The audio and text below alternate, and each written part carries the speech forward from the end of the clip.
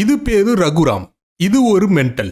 இதோடைய பேரு மாலதி. இது மென்டலுடைய லவ்வர். இது இந்த படத்துல வரக்கூடிய நேஷனல் இன்வெஸ்டிகேஷன் ஏஜென்சி. உங்களுக்கு சுருக்கமா புரியணும்னா நேஷனல் மென்டல் ஏஜென்சி. இதுங்கெல்லாம் சேர்ந்து பண்ண கழிவுதான்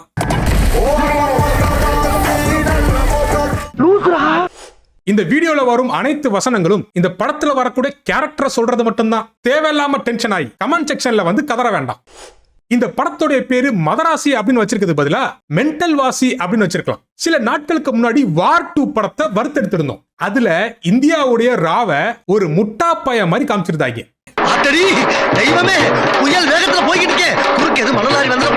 இந்த படத்துல இந்த குரூப் கையில எடுத்திருக்கக்கூடிய ஆயுதம் இந்தியாவுடைய NIA, நேஷனல் இன்டெலிஜென்ஸ் ஏஜென்சி.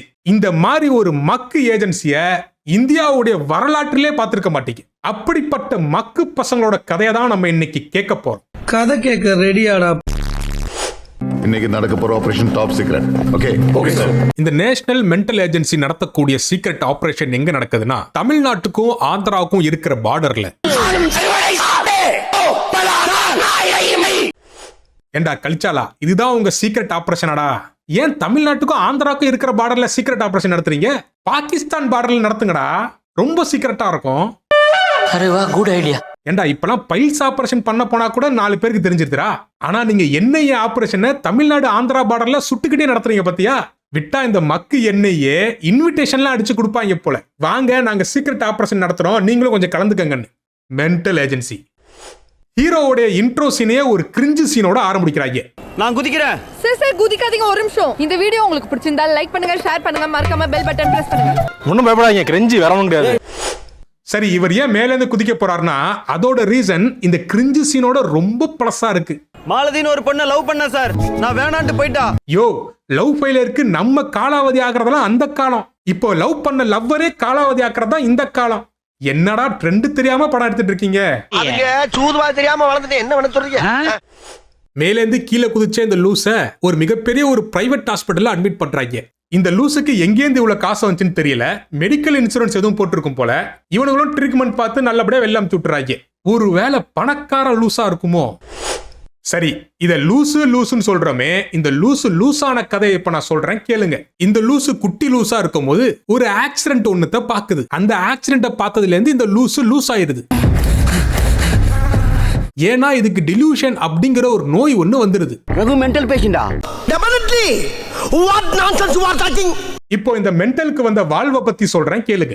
இப்போ இது பைத்தியம் தெரிஞ்சுதான் இன்னொரு பைத்தியம் இந்த பைத்தியத்தை லவ் பண்ணுது. அதுதான் இந்த மாலதிங்கிற பைத்தியம். 16 வருஷம் மென்டல் ஹாஸ்பிட்டல்ல இருந்த டெலியூஷன் சிண்ட்ரோம் தெரிஞ்சுமா? தெரிஞ்சதுக்கு அப்புறம் தான் இன்னும் ஸ்ட்ராங் ஆச்சு. மென்டல் ஹாஸ்பிட்டலுக்கு ஃபோன் பண்றான்.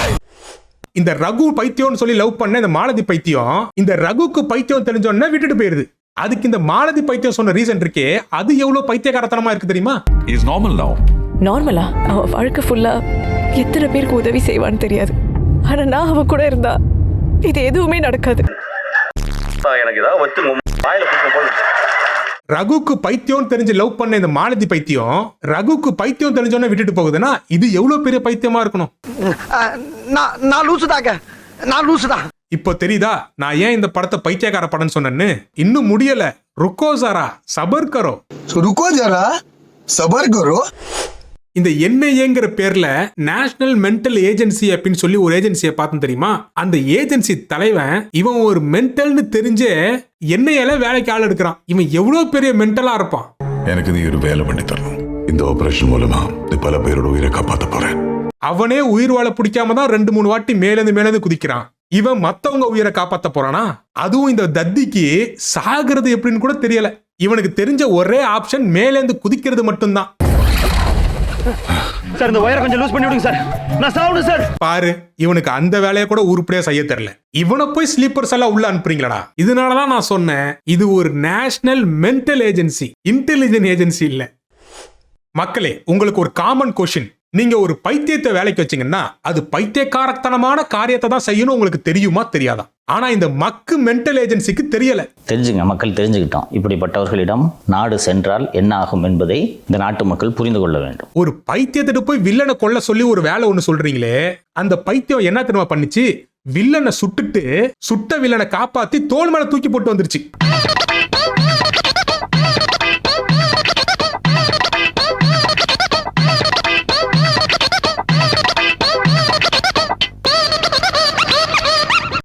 1.5 மணி நேரத்துல முடிய வேண்டிய இந்த படத்தை இன்னொரு 1.5 மணி நேரம் இழுத்து வச்சிருக்கு இந்த பைத்தியம். சார் இவனை என்ன பண்ண சார்? சரி போய் தொலைது, ஒரு பைத்தியம் தானே, எப்படியாச்சும் கிளைமாக்ஸ் வரைக்கும் சமாளிச்சிடலாம் அப்படின்னு பார்த்தா பேதியில போவானுங்க. அடுத்த சீன்லயே மாலதி பைத்தியம் ரிட்டர்ன்ஸ். சார் மாலதி வந்துட்டல சார். ஐயோ நிறைய பதட்டமா இருக்கு சார். ஓ வேகம் எனக்கு சோகம். ஏண்டா எங்களை முடிச்சு விட்டுலானே முடிவு பண்ணிட்டீங்களாடா? இந்த ஒரு பைத்தியம் பண்ற வேலையே சமாளிக்க முடியல, இதுல இன்னொன்னு வேறையாடா? என்னடா நீங்க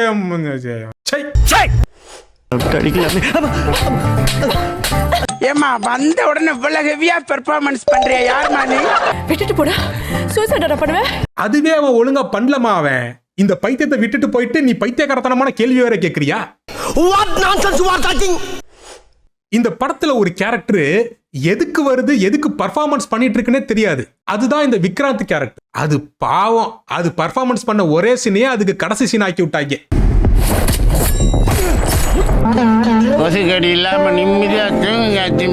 ஒரே ஒரு லூச என்ஐஏ டீம்ல சேர்த்தாங்க, டோட்டல் என்ஐஏ டீம் க்ளோஸ்ரா.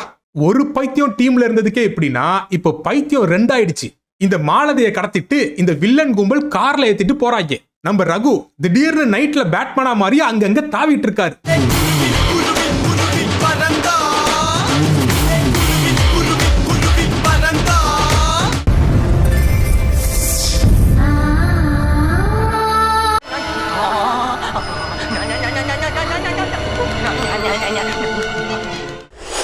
ஆனா எனக்கு ஒண்ணு மட்டும் புரியல, இந்த என்ஐஏ டீம் வில்லனுங்க வச்சிருக்கிற துப்பாக்கியை பிடிக்கிறதுக்காக சென்னை வந்தாங்க.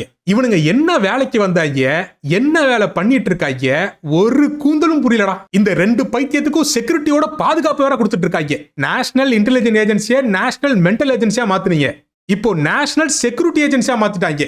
யாரா நீங்கெல்லாம்? ஏன்டா இப்படி அசிங்கப்படுத்திட்டே தெரியுறீங்க? நீ பொத்திட்டு உட்கார்ற. உங்ககிட்ட இல்லாத ஏதோ ஒண்ணு என்கிட்ட இருக்கு சார். ஆமா, அவங்கள்ட்ட மூளை இல்ல, உன்கிட்ட இருக்கு. இந்த சீன்ல சார் நேஷனல் இன்டெலிஜென்ஸ் ஏஜென்சிக்கு இந்த பைத்தியம் எப்படி இன்டெலிஜென்ட்டா வேலை பார்க்கறதுன்னு டியூஷன் எடுத்துட்டு இருக்கு. எப்படி ஆயிடுச்சு பாருங்க நம்ம என்ஐஏ நிலைமை. ஒரு பைத்தியம்லாம் வந்து டியூஷன் எடுக்கிற லெவலுக்கு ஆயிடுச்சுடா.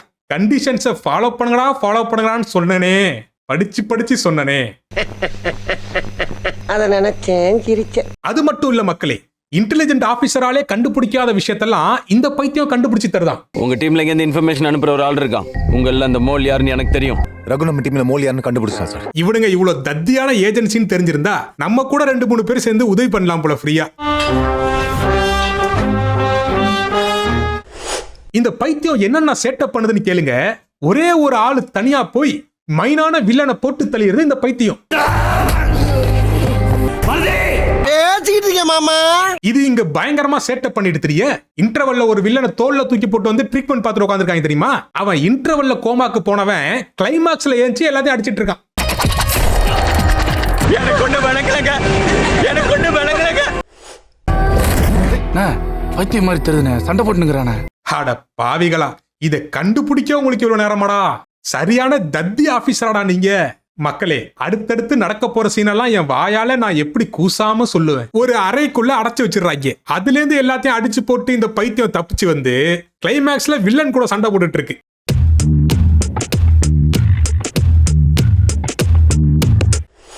இந்த ரகுவோடைய நோக்கம் தமிழ்நாடு ஆபத்துல இருந்து காப்பாத்துறது இல்ல, மாலதியை காப்பாத்துறது தான். ஒரு சீன்ல நம்ம மாலதி மென்டல் நெருப்புல மாட்டிக்குதுங்க. இந்த ரகு பைத்தியம் வில்லன்ட்ட சமத்தியா வாங்கி மட்டையாய கிடக்குறான் கீழே. திடீர்னு அந்த பொண்ணை காப்பாத்துறதுக்காக எந்திரிக்கிறாப்ல. சரி, ஏதோ ஒரு பெரிய தீ விபத்து போல ரொம்ப பயங்கரமா எஃபெக்ட் போட்டு காப்பாத்த போறான் போல அப்படின்னு சொல்லி ஆர்வமா பார்த்தா இந்த ஆளு கஷ்டப்பட்டு தீக்குள்ள போய் அந்த பொண்ணை நடந்தே கூட்டு போயிடுறான். ஏண்டா இந்த படத்துல ரகு மென்டல் பேஷண்டா இல்ல இது மென்டல் பேஷண்டாடா? ஏண்டி நடந்தே போறதுக்கு ஏண்டி இப்படி கதர்ன? சரியான ஃபன்னி பிலிமாடா எடுத்து வச்சிருக்கீங்க. நீங்களும் இந்த ரகு கேரக்டர் மாதிரி என்ஐஏல வேலை பார்க்கணும் அப்படின்னு நினைச்சீங்கன்னா உங்களுக்கு டிலூஷன் அப்படின்னு சொல்லி ஏதாச்சும் ஒரு மென்டல் ஹாஸ்பிட்டலா சேர்ந்து அட்மிட் ஆயிருக்கு. அவனுங்களே வந்து உங்களை சேர்த்துப்பாங்க. This is Mandy show's roast. நான் தான் மாண்டி. நன்றி.